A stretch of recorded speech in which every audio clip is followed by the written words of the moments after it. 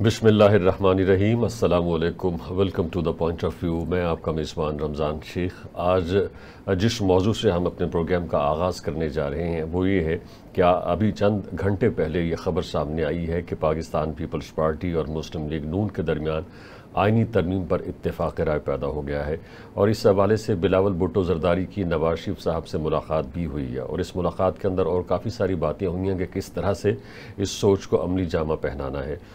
इसी मौजू के ऊपर बात करेंगे। हमारे साथ स्टूडियो में तशरीफ़ रखते हैं डॉक्टर एहसन महमूद साहब, सीनियर एनालिस्ट हैं, और उनके साथ मौजूद हैं डॉक्टर सलाहुद्दीन अयूबी साहब। आप दोनों का बेहद शुक्रिया, आपने हमें ज्वाइन किया। डॉक्टर एहसन महमूद साहब, आपकी तरफ आते हैं। क्यों ज़रूरी हो गई है मौजूदा हुकूमत के लिए, ख़ास तौर पर PMLN के लिए, तरमीम लाना? अगर नहीं भी आती तो कोई बात नहीं, हो सकता है कि इसके बाद जो भी गवर्नमेंट आए वो ले आए, लेकिन इस वक्त क्यों ज़रूरी हो गया है कि मौजूदा हुकूमत जो है वो आइनी अमेंडमेंट लेके आए?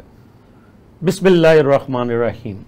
देखिए शेख साहब, एक तो आपने अभी फरमाया कि ये उनकी मीटिंग हुई और इत्तफाक राय हो गया। ये तो क्वेश्चन है ही नहीं कि इत्तफाक राय उनका आपस में नहीं होगा। ये दोनों पार्टियां आपस में इन इंतखाबात से कबल भी मिली हुई थी और इंतखाबात के बाद भी मिली हुई हैं। ये इनके जो MNAs या सेनेटर्स कभी टीवी प्रोग्राम्स में आके कभी कुछ कहें भी तो वो वही बात कहते हैं जो उनके लीडरान कह रहे होते हैं। और उनके लीडरान जो हैं वो अभी ये कल एक अखबार में मैंने फ़ोटो देखी जिसमें जरदारी साहब ने नवाज शरीफ साहब का हाथ पकड़ा हुआ है। अब वो तस्वीर एक तारीख साज फोटो है शेख साहब, जिससे ये जाहिर होता है कि ये हाथ भी मिले हुए हैं, इनके दिल भी मिले हुए हैं, इनके दिमाग भी मिले हुए हैं। अब आते हैं वापस आपके सवाल की तरफ कि आइनी तरमीम क्यों ज़रूरी है। आइनी तरमीम अगर इनके बकौल इसलिए ज़रूरी है कि इनका जो मुआहिदा हुआ था, एक डेमोक्रेटिक पैक्ट हुआ, इनका एक अहद इन लोगों ने किया, उसका एक हिस्सा है कि जी आइनी अदालत कायम की जाए। यहां मैं आपको सिर्फ 3 चीज़ें जो है ना वो बताना चाहता हूं अपने नाजरीन के लिए। एक तो ये कि अगर ये कोई आइनी तरमीम है पाकिस्तान में, जो इनका मसवदा जिसका मसवदा अभी तक किसी के पास नहीं है या सामने नहीं आ सका कम से कम अगर है तो ये पाकिस्तान के अवाम का इस आइनी तरमीम से कोई सिरे से ताल्लुक ही नहीं है। और दूसरी बात, इस आइनी तरमीम को किसी खास तारीख से मुंसलिक करने की इतनी कोशिश की जा रही है कि मुझे यह लगता है कि ये आइनी तरमीम शायद इतनी अहम नहीं है जितनी कि वो तारीख अहम है।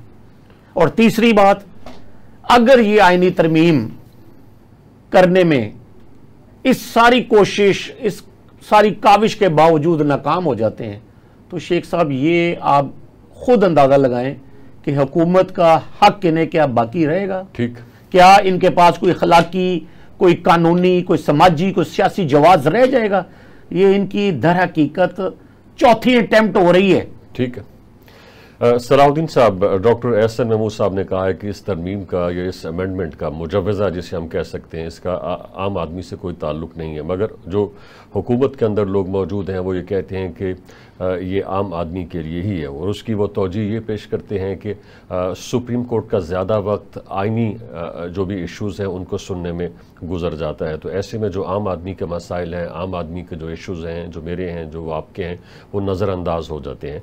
पूरी दुनिया के अंदर इस तरह की कॉन्स्टिट्यूशनल कोर्ट्स मौजूद हैं, तो पाकिस्तान के अंदर भी इस तरह की कोर्ट बन जाएगी तो इससे यानी सुप्रीम कोर्ट के ऊपर जो बोझ है वो कम होगा और अदालती फ़ैसलों में ताख़ीर नहीं होगी। आप इस हवाले से क्या कहते हैं? अच्छा जी, बहुत शुक्रिया रमज़ान साहब। वो शेर में कहते हैं हुई ताख़ीर तो कुछ बायस ताख़ीर भी था। तो ये जो उजलत हो रही है इसका भी कोई उजलत की कोई वजह तो ज़रूर है। अब उजलत की वो वजह वो हाथी है जिसको हम सब देख सकते हैं, उसको छू सकते हैं, उसको चारा भी डाल सकते हैं, लेकिन हम उसके बारे में बात नहीं कर सकते। तो ये जो उजलत है, असल में सारी गुफ्तगू का महवर वो उजलत है। तफसीलात हैं ये सब कि कौन किसके पास गया, उसने किसको क्या कहा, इस आइनी तरमीम में क्या है, सारा मामला उस उजलत का है।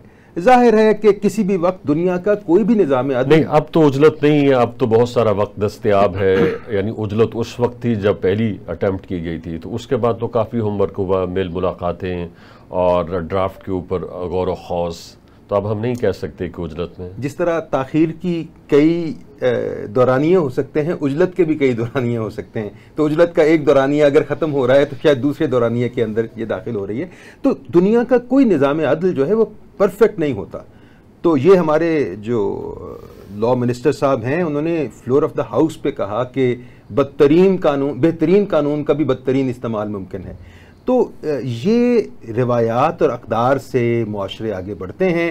क़वानीन का ज़ाब्ते बदलने के नतीजे में महज वो जिसे कहते हैं कि नई शराब पुरानी शराब नई बोतल में हम मुंतकिल कर रहे हैं। तो बहरहाल यही जजेस रहेंगे। हमारी उनसे तवक्कुआत अपनी मर्ज़ी के फ़ैसले लेने की जब पूरी नहीं होंगी तो हम नए तरीके से निज़ाम अदल की वो साख्त पैदा करने की कोशिश करेंगे, फिर उससे मायूस होंगे और फिर नई कोशिश करेंगे। मेरा ख्याल है ये सिलसिला अफ़हाम तफ़हीम से होना चाहिए और वो ब्रॉड बेस्ड होनी चाहिए, और इसमें सभी लोग पीपल्स पार्टी और मुस्लिम लीग नून का एक दूसरे के साथ मुत्तफ़िक होना ये ना कोई ख़बर है और ना अहम है।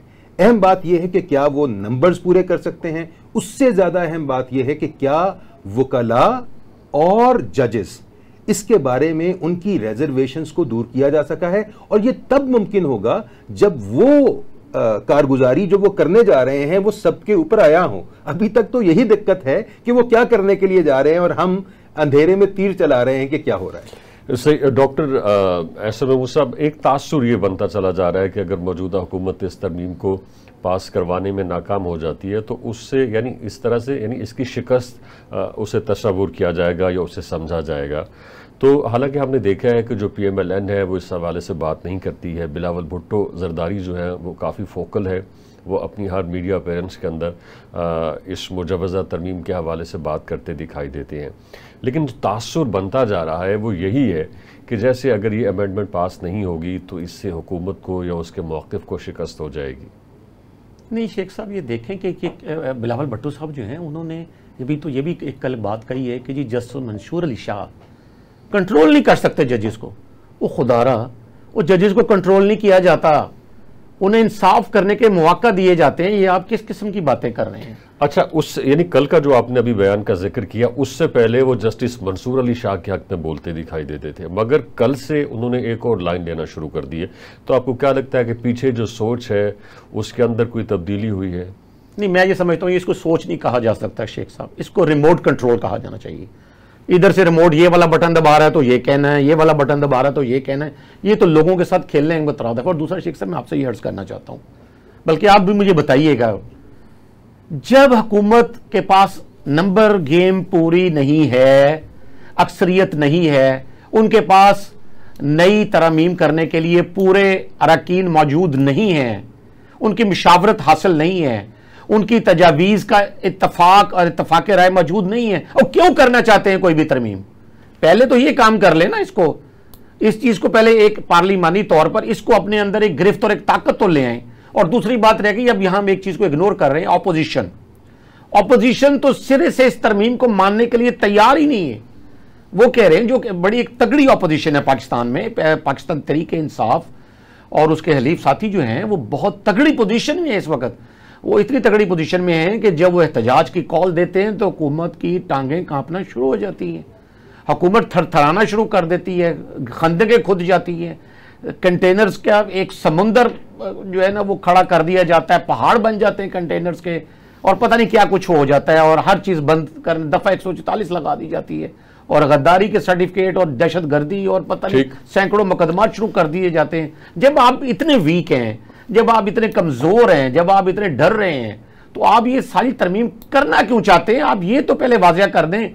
फिर अगर आपके पास मुसवदा ही नहीं है, जो आप अगर ऐसी कोई तरमीम करना चाहते हैं इस मुल्क के लिए कि जिसका मुसवदा आप पब्लिक ही नहीं कर सकते, तो आप पब्लिक इंटरेस्ट का क्या ख्याल रखेंगे? ठीक है सलाहुद्दीन साहब, ये तो यानी PTI की राय हो गई, लेकिन हमने देखा है कि मुख्तलिफ हुकूमती वज़रा और हुकूमत के अंदर जो लोग मौजूद हैं उनकी जो राय सामने आई वो ये थी कि हमारे पास नंबर्स तो पूरे हैं, मगर हम चाहते हैं कि इस मुजवज़ा तरमीम को ऑथेंटिसिटी मिले, और इसी के लिए हम मौलाना साहब के पास जाते हैं और दीगर लोगों के पास जाते हैं ताकि इसके ऊपर जो है कोई शुकूक व शुबहात का इजहार ना किया जा सके। तो अब भी यानी कल के अखबारात के अंदर ये बयानात मौजूद थे हुकूमती लोगों के कि जी हमारे नंबर्स तो पूरे हैं, हम जब चाहेंगे ये तरमीम ले आएंगे। और फिर ये भी यानी लोग आपस में शर्तें लगा रहे थे कि क्या ये शंघाई कॉन्फ्रेंस से पहले लाई जाएगी या उसके बाद लाई जाएगी। और आप देखिए कि 25 अक्टूबर एक तरह से डेट अनाउंस की गई है। तो लगता है हुकूमत ने होमवर्क तो कर लिया है जो इतनी वो श्योरिटी के साथ डेट दे रही है। अच्छा, ऐसा है जिस तरह मोहब्बत का इजहार एक ख़ास हद से ज़्यादा हो तो शक पड़ना शुरू हो जाता है कि कुछ और तो नहीं है। तो ये जो नंबर्स हैं इनके पूरे होने का जितना इजहार हो रहा है शक उतना बढ़ता चला जा रहा है। तो मेरा ख्याल है कि उनको अपनी स्ट्रैटेजी को रिवाइज करना चाहिए। ज़ाहिर है कोशिश करनी चाहिए पार्लियामेंट्री सिस्टम के अंदर ये हमी मुतवातर रहती है और उसके डायनामिक्स को समझते हुए कोशिश करनी चाहिए। तो मेरा ख्याल है हुकूमत कुछ नर्वसनेस का शिकार है, उसको रीच आउट करना चाहिए, भले किसी भी नीयत से करे। यानी अगर आपके पास कुछ लोग मौजूद हैं, पीटीआई के लोगों के साथ रीच आउट करने का अगर यही तरीका है कि 2 लोग गायब हैं, हम उनसे रीच आउट कर चुके हैं, तो ये कोई मुनासिब बात नहीं है। सियासत मुमकिनात की शजरकारी का नाम है, यूं कह लीजिए। तो वो लोग जिनको मुमकिनात की वो शजरकारी नहीं आती वो लड़ाई झगड़े में उलझ पड़ते हैं। तो मेरा ख्याल है कि ज़्यादा दानिशमंद लोग जब इस खेल के अंदर शामिल किए जाएं जो नर्वसनेस का शिकार ना हो और हिकमत के साथ रीच आउट करके, हर एक चीज़ मुमकिन है, उसके ऊपर बहस मुबाहिसा भी हो सकता है, लेकिन मेरा ख्याल है कि मुमकिनात के उस खेल के अंदर ज़रा इम्पेशंस के साथ जो ये सारी कार्रवाई हो रही है इसको हिकमत के साथ और ठहराव के साथ आगे बढ़ाया जाए तो कामयाबी के इम्कानात हैं, मुल्क के लिए भी और तमाम पार्टीज़ के लिए भी। एहसन साहब, मौलाना फजलुर रहमान साहब के हवाले से आपका क्या ख्याल है? दर्जनों मुलाकातें हैं पीटीआई रहनुमाओं के साथ, दर्जनों मुलाकातें हैं हुकूमती रहनुमाओं के साथ, मगर अभी तक जो है ये पता नहीं चल पा रहा कि वो किसके साथ जाएंगे। आपको क्या लगता है? यानी एक तासुर ये भी है कि वो उन्होंने अपने जो पत्ते हैं वो छुपा के रखे हुए हैं। कुछ लोग ये भी कहते हैं कि वो हुकूमत के साथ जाएंगे, वो एक तरह से गेम खेल रहे हैं पीटीआई के साथ भी और हुकूमत के साथ भी। ख़बरों में इन रहते हैं, जब भी उनसे जाके कोई मिलता है तो वो हेडलाइंस चलती हैं, लीड्स लगती हैं। तो एक तरह से वो जो सियासत से आउट थे तो is very much in now. देखें शेख साहब, जो मौलाना फजलुर रहमान है उनका जो अंदाज़े सियासत है, ये वाला जो एक पीरियड है उनके अरूज का पीरियड है। वो इसी तरह की सियासत के माहिर हैं, वो इसी तरह की सियासत कर रहे हैं। लेकिन मैं जो मेरी इन्फॉर्मेशन है, जो इनके 1-2 लोग करीब उनसे बात हुई तो उन्होंने बरमला ये कहा कि मौलाना फजलुर रहमान जो हैं वो इस वक्त सोशल मीडिया पावर और जो तारीख रकम हो रही है और जो तारीख लिखी जाएगी और तारीख में किन अल्फाज से इन सारे मामला को लिखा जाएगा कभी, मौलाना फजलुर रहमान उससे भी आगाह हैं और वो इस पहलू को नज़रअंदाज नहीं कर रहे हैं। और दूसरी बात कि जो मौलाना फजलुर रहमान हैं वो जो नून लीग ने उनके साथ किया, एस्टेब्लिशमेंट ने उनके साथ 8 फरवरी को जो किया और पाकिस्तान पीपल्स पार्टी ने भी जो उनके साथ किया, इन तीनों चीज़ों को ख़ासतौर पर खैबर पख्तूनख्वा में और बलूचिस्तान में वो इसको नज़रअंदाज नहीं कर रहे हैं। वो कह रहे हैं कि नहीं, उन्होंने इसको पकड़ के रखा हुआ है कि नहीं जी पहले मेरे साथ ये हुआ है। तो एक तो मैं समझता हूं कि वो अच्छी तरह उनको मौका मिल गया झंझोड़ने का इन्हें कि आपने अगर मुझे ये इस वक्त ये पोजीशन में ले आए थे तो आज मैं आपको इस पोजीशन में ले आया हूं। इससे तो जो है वो नाजरीन भी मजा ले रहे हैं और मौलाना फजलुर रहमान जो है वो भी खबरों में इन है। लेकिन शेख साहब, मैं यहाँ छोटी सी एक बात जरूर इस ज़मीन में आईनी तरमीम के बारे में अर्ज करना चाहता हूँ। थोड़ा सा माजी में चला जाए। आपने इंतजामिया को अदलिया से अलग किया, नाकाम, 0 रिजल्ट। आपने पुलिस को इंतजामिया से अलग किया, रिजल्ट 0। आपने नैब कायम की, करप्शन में पाकिस्तान का छोड़ दे, रिकवरियां गिरफ्तारियां तो बड़ी कार्रवाइयां हुई होंगी, इसमें तो दुनिया के रिकॉर्ड टूट गए गिरफ्तारियों, रिकवरी और कार्रवाइयों के। लेकिन पाकिस्तान का ग्राफ अगर 190 ममालिक में करप्शन में देखें तो वो बड़ी है करप्शन पाकिस्तान में नैब के बाद, कम नहीं हुई। Anti corruption result 0, FIA corruption का रिजल्ट 0। आप ये देखें ये सारी चीजें हम कर क्या रहे हैं इन तरमीम के जरिए। जब ये कहते हैं, देखें जब भी पुलिस तरमीम की भी बात हुई, छोटी सी नहीं बात है, जब पुलिस तरमीम की बात होती है, ओ जी हथियार नहीं है हमारे पास, जी हमारे पास बम नहीं है, बंदूकें कम है, और हमने 22 रंग की पुलिस बना दी कि जी ये शाहीन फोर्स है, ये एलिट फोर्स है, ये डॉल्फिन फोर्स है, ये फलानी फोर्स है, ये मुहाफिज फोर्स है। वो खुदा के लिए ये सारी चीजें करना हल नहीं होता। आपका हल होता है कि आपकी बुनियाद क्या है। और यहां आप अदालत के बारे में आपको अर्ज करना चाहता हूं, एक बहुत अहम नुक्ता है ये, मैं तो एक तालिब इल्म के तौर पर यह समझ ही नहीं पा रहा कि एक शख्स अगवा होता है, चाहे छोड़े किस पार्टी से क्या है, कि गायब हो जाता है, पुलिस ले जाती है, कोई ले जाता है, एंटी करप्शन वाले ले जाते हैं। वो अजीब बात है कि वो या कोई एजेंसी ले जाती है तो वो कहते हैं जी अच्छा जी इसे बरामद करें, बड़े ऐसे बात कर रहे होते हैं जैसे कोई जलेबी किसी ने उठा के खा ली है, बंदा नहीं गायब हुआ। और जब बंदा बरामद हो जाता है या अपने घर पहुंच जाता है तो मैं हैरान हूं, इसका किसी आईनी अदालत से ताल्लुक नहीं है शेख साहब, ना इसका किसी आईनी बहरान से ताल्लुक है, ये तो अदालती है, इसको कौन ठीक करेगा। जब वो बंदा अपने घर पहुंच जाता है और कह देते हैं अच्छा जी केस खत्म, वो घर, ओ भाई उसको किसने पकड़ा, किसने उसको भेजा मेरे शुमाली इलाका जात की सैर के लिए गया, कहां वो शहर में चला गया, उसका आप हिसाब किताब लें और उस आदमी को उल्टा टांके। और ये कर कौन रहा होता है? अदालत आलिया। मुझे बताएं जो ताकत और कुव्वत और इख्तियार और इक़्तिदार अदालत आलिया को हासिल है, मुझे बताएं कि अल्लाह के बाद और किसको इख्तियार हासिल है? सलाउद्दीन साहब, हमने देखे हैं पाक कॉरिडोर्स के अंदर जितने बड़े डिसीजन होते हैं, खासतौर पे हुकूमतें बनाने के हवाले से, हुकूमतें गिराने के हवाले से या हुकूमतों की तब्दीली के हवाले से, तो इस्टेब्लिशमेंट का रोल हमेशा से बहुत अहम रहा है। लेकिन ये जो मुजवज़ा यानी कॉन्स्टिट्यूशनल अमेंडमेंट आ रही है, इसमें देखते हैं कि इस्टेब्लिशमेंट बिल्कुल खामोश है और कोई इस तरह की खबर भी सामने नहीं आती है कि जी उनकी किसी से कोई मेल मुलाकात हो रही है। ख्वाहिश का तो खैर हम लोग अंदाज़ा लगा सकते हैं कि किसकी क्या ख्वाहिश हो सकती है, मगर उस तरह से फ़ाल या उस तरह से वो सरगर्म नहीं है जिस तरह से कि हमने देखा है माजी में उसका जो भी किरदार था पॉलिटिक्स के अंदर। मेरा तो ख्याल है अच्छी बात है, जितना ये इस्टेब्लिशमेंट का किरदार खुल के बाहर आए तो उस पर एतराज़ात होंगे, वो सही नीयत से भी हो रहा हो तो उस पर एतराज़ात बाहर आते हैं। पाकिस्तान जैसे मुल्कों के अंदर जाहिर है जिनको अपने दाखिली और ख़ारजी ख़तरात कई तौर के उनका सामना होता है, इस्टेब्लिशमेंट का रोल उसमें बहुत अहम है। ये तो तगड़े मुल्कों के अंदर भी इस्टेब्लिशमेंट का रोल बहुत अहम है। तो मेरा ख्याल है कि इस्टेब्लिशमेंट का नाम बदनाम होने से मुल्क का कोई भला नहीं है, ये बात इस्टेब्लिशमेंट को भी समझना चाहिए। उसके नाम लेवा बढ़ने से इस्टेब्लिशमेंट का नाम बेहतर नहीं हो सकता, ये बात भी समझना बहुत ज़रूरी है। यूँ लगता है जिस तरह शेख रशीद साहब कसीदे पढ़ेंगे या कोई और कसीदे पढ़ेगा, एक और साहब हैं, लोग आते रहते हैं, तो इस्टेब्लिशमेंट के नाम लेवा बढ़ जाने से इस्टेब्लिशमेंट का फ़ायदा नहीं होता। इस्टेब्लिशमेंट को ये सोचना होगा, अलबत्ता मुल्क की बेहतरी से इस्टेब्लिशमेंट का भी फ़ायदा है। इस्टेब्लिशमेंट के अपने काम जो दुरुस्त काम है उनको करने से मुल्क का भी फायदा है।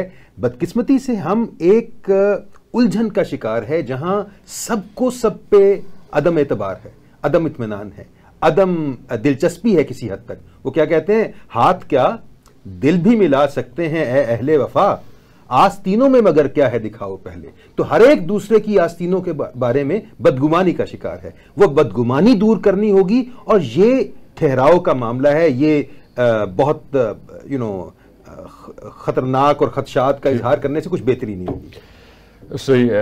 डॉक्टर एहसन साहब, अगर मौलाना फजलुर रहमान जो है वो कुछ नुकात के ऊपर मान जाते हैं, यानी कुछ अमेंडमेंट्स के ऊपर वो मान जाते हैं, और इससे पहले उनकी जो राय आती रही है मीडिया के अंदर वो ये भी है कि जी मैं कुछ के ऊपर इत्तेफाक रखता हूँ, कुछ के ऊपर नहीं रखता हूँ, तो जो चीफ जस्टिस की अपॉइंटमेंट का जो तरीक़ाकार है उसके ऊपर अगर वो इत्तेफाक कर लेते हैं तो अमेंडमेंट फिर भी आ जाएगी। क्या लगता है? जाहिर है कि वो सारी की सारी जितनी भी हुकूमत की शराइत हैं या जो हुकूमत करने जा रही है उसके अंदर उसको नहीं मानेंगे, कुछ उनकी अपनी तजावीज़ भी है उनको हुकूमत मान लेगी, जो हुकूमत की कुछ तजावीज़ हैं वो उनको मान लेंगे। नहीं देखिए, इस वक्त तो उनका जो मौक़िफ़ है बाकायदा तौर पर जो उन्होंने प्रेस में कहा है वो तो ये है कि वो मसवदा अपना तैयार कर रहे हैं, जो वो पेश करेंगे। अब जब उनका मसवदा तैयार हो जाएगा उसके बाद वो इस बात की अहमियत होगी कि वो मैच होता है हुकूमत के मसवदे से कि नहीं, अगर फ़र्क है तो कितना फ़र्क है। देखिए ना, अगर उन्हें फ़र्क ही 180 डिग्री हुआ शेख साहब, तो आप मुझे बताएं कौन सा तरीका होगा जिससे जी वो मान जाएंगे और हुकूमत मान जाएगी। हुकूमत की तो जान फंसी हुई है उजलत में कि जी ये वाली सर्टन लेवल है। आप उसका आप देखें, आप खुल के बात कर लें जी, आप इसमें सीधी सी बात है, पाकिस्तान जो है ना इस वक्त एक शिकंजे में फंसा हुआ है, और वो शिकंजा बना इस वजह से है कि हमने ऑपोजिशन के एक बड़े लीडर को जिसका नाम लेने पे पाबंदी है और कहते हैं जी उसे बानी पीटीआई कहा जाए, इमरान खान, तो वो जो है ना उसको हमने पाबंदे सलासल रखा हुआ है, 1 साल से ज्यादा का अरसा हो चुका है। कोई इखलाकी समाजी सियासी तौर पर हम ये बावर करवाने में नाकाम हो गए दुनिया को कि वो वाकई मुजरिम है, क्योंकि ये नहीं कि आप सिर्फ पाकिस्तान में 25 करोड़ लोगों का केस है। अक्टूबर का महीना पाकिस्तान में माशी सरगर्मियों के हवाले से खासा हौसला अफजा रहा है। अक्टूबर के आगाज़ में वज़ीर आज़म जब यूनाइटेड नेशंस के अंदर मौजूद थे वहाँ स्पीच के लिए, तो साइड लाइन्स में उन्होंने मुख्तलिफ ममालिक के जो सरबराहान थे और उनके साथ जो वज़रा थे उनसे मुलाकात की, और उसके बाद फिर हमने देखा कि मलाइशिया के वज़ीर आज़म ने पाकिस्तान का दौरा किया, और उसके बाद अब 130 रुकनी भारी भरकम वफ़द सऊदी अरब से पाकिस्तान के अंदर मौजूद है, और इस वफ़द के साथ तकरीबन $2 अरब के मुआहदे होने वाले हैं।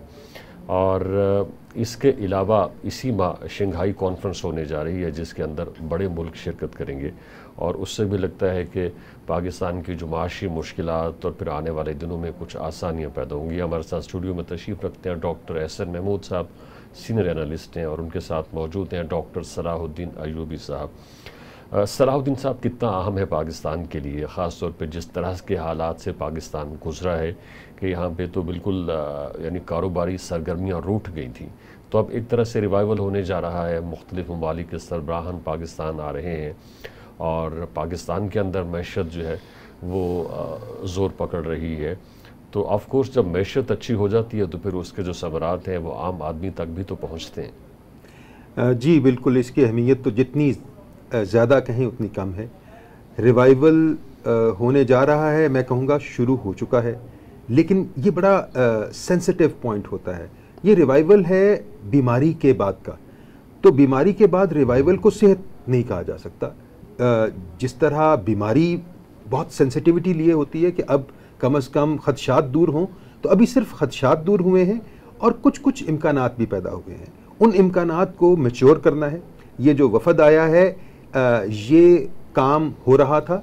आई थिंक IMF के उस लोन की सेंक्शनिंग के इंतज़ार में बहुत सारे लोग, बहुत सारा ऐसा काम था जो रुका हुआ था, और जो ही वो हुआ तो एक ग्रीन फ्लैग मिल गया और अब वो उस पर आमदोरफ्त शुरू होगी। हमारी स्टॉक मार्केट पहले ही उसका कुछ ना कुछ इंडिकेशन कर रही है। लेकिन ये बहुत अहम मसला है। यूँ समझिए कि वो मरीज़ जिसकी नब्ज़ें टूट रही थी, अब ज़रा नब्ज़ हमवार है, लेकिन वो जो बुनियादी मसाइल थे, जो उसका जिगर ख़राब था, जो उसके मैदा ख़राब था, वो अपनी जगह मसाइल मौजूद हैं। बैलेंस ऑफ पेमेंट के एंडेमिक मसाइल ज़रा बेहतर हो गए हैं, और लेकिन वो जो जिन वजूहात के बायस हम बार बार दिक्कत का शिकार, वो वजूहात अपनी जगह पे खड़ी हैं। तो हमें अब टू प्रॉन्ग्ड, एक तो फिलफौर ये जो मोमेंटम है इसको टूटने नहीं देना चाहिए, और इसके लिए पूरी कोशिश करनी चाहिए। इसको कामयाबी नहीं समझना चाहिए, इसको दिक्कत के उस फेज से निकलने की इब्तिदा समझनी चाहिए और इसको जारी रखना चाहिए, एक पहलू। दूसरा पहलू इसका यह है कि अब वो जो लॉन्ग टर्म मसाइल हैं हमें उनको भूलना नहीं है, क्योंकि अगर हम उनको भूल गए तो महज 2-3 साल के बाद हम दोबारा वहीं पे खड़े होंगे, और हमारी 70 साला तारीख इसकी गवाह है कि हम 4-5 साल भरपूर कामयाबी के बाद भरपूर नाकामी का 1-1.5 साल देखते हैं। तो हमें इस बार इसको ऐसा नहीं होने देना है, इसको पेश नज़र रखना चाहिए। और इस सिलसिले में रज़ा बाकर साहब जो हमारे गवर्नर स्टेट बैंक थे, उनकी खिदमात को हायर किया है गवर्नमेंट ऑफ पाकिस्तान ने एक सॉवरन वेल्थ फंड के लिए। हमें दुआ करनी चाहिए ये तमाम कोशिशें कामयाब हों, क्योंकि ये किसी फर्द की कामयाबी नहीं है। इसके समरात पहले तो महदूद होंगे, लेकिन उसके बाद उमूमी समरात लोगों को भी बहुत मदद देंगे। तो मैं दुआगो हूँ कि ये सारा सफ़र आगे बेहतरी के साथ। अहसन साहब, आप किस तरह से देखते हैं मौजूदा हुकूमत की, ख़ास तौर पर जो इकनॉमिक रिवाइवल के लिए वो कर रही है, और जिस तरह से बाहर से सरमायादार जो पाकिस्तान का रुख कर रहे हैं? शेख साहब देखें, कर्जे लेना, अमदाद ले लेना, ये कोई कारनामे नहीं है। इन पर इतना खुश नहीं होना चाहिए। ये जो शुगर कोटेड मौक़िफ़ है ना, मैं तो इसका कायल नहीं हूँ। खासतौर पर इकोनॉमी के मामले में हमें देखना होगा हो क्या रहा है। इन सारी बातों से मेड इन पाकिस्तान को फायदा हो रहा है। वो खुदारा होश में आए, स्मगलिंग पे हम काबू नहीं पा रहे, under invoicing, over invoicing, FBR, custom सारे हमारे कंट्रोल से बाहर हैं। बॉर्डर से जिंदा बकरे बछड़े रोजाना की बुनियाद पर स्मगल भी हो रहे हैं, और अब बरामदात की इजाजत दे दी आपने। आप मुझे बताएं, बोटी नहीं मिलनी शेख साहब आपको यहाँ खाने के लिए, आप उसको जिंदा बरामद कर रहे हैं, उसकी वैल्यू एडिशन क्यों नहीं कर रहे आप? क्यों नहीं आप जो यहाँ हमारे इंटरनेशनल लेवल के स्लॉटर हाउसेज हैं वहां पर बकरा बछड़े के आप हलाल गोश्त जो है पाकिस्तान में, इसका नाम ही जमानत है, पाकिस्तान का नाम काफी है हलाल गोश्त के लिए, और दुनिया में 55 ट्रिलियन की मंडी है ये, और आप उसमें से 1% भी शेयर लेने से नाकाम है। उसकी वजह सुन ले क्या है, मैं आपको बताता हूँ। ठीक है, ये है जी वो balance of payment, I agree, एक बेहतरी आ गई। क्यों कि आपके अंदर उन्होंने जो भीख के डॉलर, में तो अमदाद को भीख कहता हूँ जी, जो भीख के डॉलर हमें मिले हैं और उसके इफ्स जो हम उन्हें दे रहे हैं उसका वो हमें, ठीक है बैलेंस ऑफ पेमेंट तो बेहतर हो जाएगा। लेकिन शेख साहब आप मुझे अपने दिल पर हाथ रख के बताएं, और मैं डॉक्टर साहब से भी पूछता हूं कि क्या आपका बिजली का बिल कम हो सकेगा या हुआ?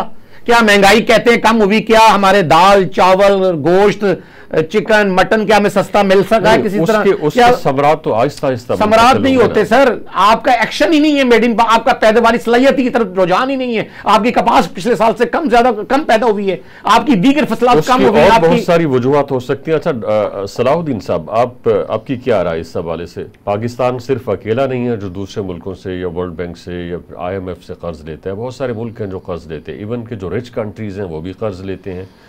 तो जब हमारा बजट है ही खसारे का, और यानी ऐसा नहीं है कि पहली बार कोई खसारे का बजट बना है, एक अरसे से हम लोग खसारे का बजट बना रहे हैं और उसको पैसे पूरे करने के लिए हम लोग बाहर से कर्ज लेते हैं, इमदाद लेते हैं, तो फिर हम किस तरह से अपने बजट को पूरा करेंगे? और आप किस तरह से देखते हैं ख़ास तौर पर पाकिस्तान ने जो इस बार लोन लिया है? असल में अल्फाज जो हैं, हमें बहरहाल ज़ुबान में गुफ्तगू करनी है तो उसके अल्फाज बाज़ औक़ात ऐसी गलत फहमी पैदा करते हैं जिससे चूँकि ज़ाहिर ज़ुबान में आए हैं लेकिन ये टेक्निकल टर्म्स हैं। कर्ज़ एक ही चीज़ नहीं है, वही कर्ज़ किसी मुल्क को, अमेरिका दुनिया का सबसे मकरूज़ मुल्क है, हर मुल्क चाहता है हम मकरूज़ हो जाएं जैसा अमेरिका मकरूज़ है। कर्ज़ का एक मतलब तफ़हीम उसकी ये है, जब कोई कर्ज़ देने वाला किसी कर्ज़ वसूल करने वाले की कर्ज़ की वापसी पे एतमाद करता है तो कर्ज़ का अमल शुरू होता है, ये है कर्ज़। तो जाहिर है कि कभी कभी कोई इतनी दिक्कत में होता है कि उसको बहुत तरह से यकीन दिलाना पड़ता है, जिस तरह पाकिस्तान का था कि प्लीज़ ये पैसे हमारे मुल्क में ले आइए क्योंकि हमें इसकी बड़ी ज़रूरत है, हमें इस मरहले से आगे बढ़ना है। कोई मुल्क, कोई पॉलिसी मेकर जानबूझ के गलत नहीं करता, और गलती कहना, उसको आइडेंटिफाई करना बहुत आसान है। एक शख्स जो स्मोकिंग का शिकार है, हम कहेंगे भी इसको स्मोकिंग छोड़ देनी चाहिए, इसकी सेहत बेहतर हो जाएगी। लेकिन अगर ये इतना ही वो भी जानता है कि स्मोकिंग मेरे लिए नुकसानदेह है, इससे बाहर आने में बड़ी दिक्कतें हैं और उसका कोई तेज हल नहीं है। ये होते हैं जेनरेशनल चेंजेस, ये 5 साल 10 साल के अंदर ये जेनरेशनल चेंजेस होती हैं जिनमें आप इंक्रीमेंटली आहिस्ता आहिस्ता अपनी दिक्कतों से बाहर आते हैं। उसका लाहे अमल आपके पास होना चाहिए कि ये फैसले करेंगे, मुतवातर करते रहेंगे तो ये हो जाएगा। हमारे यहाँ दिक्कत ये होती है कि हम जल्द अज जल्द हम बीज को बोने के बाद बार बार उसको खोद के तलाश करते हैं कि अभी ये बड़ा क्यों नहीं हुआ, फिर हम चिल्लाना शुरू कर देते हैं इस पे फल क्यों नहीं आया, फिर जब फल निकलता है तो हम कहते हैं ये तो इतना मीठा नहीं है। तो ये जेनरेशनल पेशेंस के साथ ये मामलात होते हैं। यकलख्त कोई तब्दीली का वादा कर रहा है तो वो धोखा दे रहा है, इसलिए उसके झांसे में नहीं आना चाहिए। हमें ठहराव के साथ, मुल्क अपने मुकद्दर का फैसला ठहराव के जरिए करते हैं, इम्पेशंस के जरिए महज इज़्तिराब बढ़ता है और बढ़ चुका है। हमारी मजबूरियां, दिक्कतें इतनी ज़्यादा हैं कि लोगों को जल्द अज जल्द कोई ख्वाब बेचने वाला चाहिए जो उनको ये बता दे कि मेरी दिक्कत दूर हो जाए, और वो बेचारा क्या करेगा। तो हमें उनको उस इंटरजेनरेशनल पेशेंस के लिए तैयार करना है, जिस इंटरजेनरेशनल पेशेंस के साथ एक गरीब शख्स अपनी बेटी को अपनी थोड़ी सी पाई पाई जोड़ के तालीम देता है कि ये अपनी माँ की तरह लोगों के घर में जाके बर्तन नहीं मांजेगी। वो ये जानता है। हमें क़यादत के बुनियाद पे भी ऐसी सबक देने हैं कि हम जल्द अज जल्द के चक्कर से निकलें और एक देर पा मंसूबे की बुनियाद पे आगे बढ़ने का फैसला। सही। डॉक्टर हसन साहब, PTI के एहतजाज के हवाले से बात करें। हुकूमत ने रिक्वेस्ट की कि जी चूँकि शंघाई कॉन्फ्रेंस होने वाली है, बाहर से जो वो सरबराहान और जो इन्वेस्टर्स हैं वो पाकिस्तान का रुख कर रहे हैं, चंद दिन के लिए आप लोग एहतजाज मौखर कर दीजिए, और वो उसने मान भी ली। तो लेकिन अब उसने जो एहतजाज का रुख है वो छोटे शहरों की तरफ कर लिया है। छोटे शहरों में एहतजाज उतना ही एम्फेटिक होगा, उतना ही पावरफुल होगा जिस तरह से, यानी अगर बड़े शहर यानी इस्लामाबाद के अंदर एहतजाज किया जाए। एक बात। दूसरी बात यह कि एहतजाज को मौखरी कर देते, शंघाई कॉन्फ्रेंस में अभी 1 हफ़्ता बाकी है, उसके बाद फिर जिस तरह से मर्जी चाहते एहतजाज कर लेते। नहीं शेख साहब, मैं तो समझता हूँ कि ये सारी बहानेबाजी है। एक कुव्वत है जिसके पास एहतजाज की ताकत है, एक कुव्वत है जो एहतजाज चाहती है कि ना हो। अब यहां पर क्या बनती है बात कि ये सवाल पूछा जाएगी जी कि एहतजाज किया क्यों जा रहा है।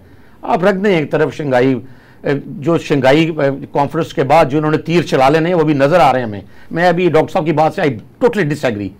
और भाई मेड इन USA, अगर अमेरिका बहुत बड़ा मकरूज मुल्क है तो मेड इन USA की देखें पावर क्या है दुनिया में। हमारा मेड इन पाकिस्तान की पावर किधर है? अगर हम आज रुपया मिल भी जाता है तो हमें कहां हम उसको इस्तेमाल करेंगे, कहां हम अपने मुकामी सतह पर उसको चलाएंगे। अब जो एहतजाज है उसकी एक ही वजह है शेख साहब,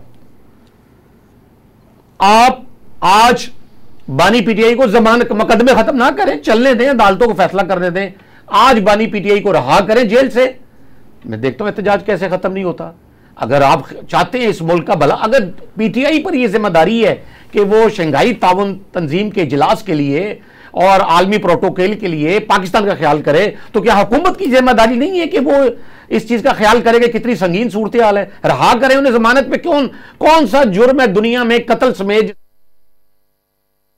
एक ऐसा मुल्जिम जो ये क्लेम कर रहा है, जो ये कह रहा है कि मैं किसी ऑफर के बावजूद अपने मुल्क को छोड़कर नहीं जाऊंगा, तो भागने का खदशा तो ना हुआ? तो आप उसकी जमानत ले लें, उनको ले आए, कोई एहतजाज नहीं होगा। इस शंघाई ताउन तंजीम के इजलास से पहले उन्हें बेल पर रहा कर दें। बेल देना हुकूमत की अदालत के स्वाबदीदी इख्तियारात होते हैं, तो उन्हें रहा कर दे, एहतजाज खत्म हो जाएगा। बल्कि वो तो खुशियों की शादियां बजेंगे। सलाउद्दीन साहब, आपकी तरफ आते हैं। आपने देखा है कि जी अली अमीन गंडापुर जो खैबर पख्तूनख्वा के वज़ीर आला हैं, वो आए दिन पंजाब के ऊपर और हमारा जो कैपिटल है उसके ऊपर चढ़ाई करते हैं। उनकी जो अपनी गवर्नेंस है उसके ऊपर बड़े सवाल उठ रहे हैं। मसलन ये कि पीटीआई इस वक्त जो है तीसरी मरतबा इक़्तिदार में है खैबर पख्तूनख्वा के अंदर। मेट्रो बस सर्विस के अलावा उसने 10 सालों के अंदर कोई प्रोजेक्ट नहीं लगाया बड़ा। और मेट्रो बस किस तरह की है उस हवाले से आप सबको पता है कि वो यानी कभी उसके डिज़ाइन के हवाले से सवाल उठते हैं, कभी वहाँ के जो मकामी लोग हैं वो शिकायत करते हैं कि जी इससे हम लोग तंग हैं। और फिर इसके अलावा वहाँ असातिज़ा को तनख्वाह देने के लिए पैसे नहीं हैं। दहशतगर्दी के हवाले से आप देखिए कि वो इस वक्त टॉप पे है। यानी वहाँ पे बहुत सारे ऐसे इश्यूज़ हैं जिनको एड्रेस किया जाना ज़रूरी है फौरी तौर पर। जबकि वो पंजाब के ऊपर और हमारे कैपिटल के ऊपर वहाँ पे लोग लेके आ जाते हैं। और कल जो उन्होंने एक धमकी दी है कि जी मैं अब एक जत्था लेके आऊँगा, आप आईजी जो इस्लामाबाद है उसको तब्दील करें, अदरवाइज़ मैं वज़ीर आज़म के जो बेडरूम तक जाऊँगा। तो आप उनकी जो परफॉर्मेंस है उसको जहन में रखते हुए उनकी ये जो एक्टिविटीज़ के वहाँ से लोग ला के और पंजाब के अंदर जलसा और बाकी सारी पॉलिटिकल एक्टिविटीज़ को कैरी आउट करना, इसको आप किस तरह से देखते हैं? इसको पहले तो मैं ये देखता हूँ कि अली अमीन गंडापुर बहुत खुश होंगे इस सारे मामले पे कि जो फोकस उनको इस सारे प्रोसेस में मिला है, ये फोकस शायद उनको ना मिलता। खैबर पख्तूनख्वा को भी बहुत खुश होना चाहिए कि खैबर पख्तूनख्वा के मामलात के ऊपर पूरे मुल्क की तवज्जो जो इस वक्त है वो भी शायद आम हालात में इतनी ना होती। ये ऐसा है जिस तरह किसी एक एयरलाइन के अंदर बहुत मसाइल हों, लेकिन किसी एक रूट के ऊपर हम गुफ्तगू करनी शुरू कर दें बिकॉज उसकी एक ख़ास मानवीयत है।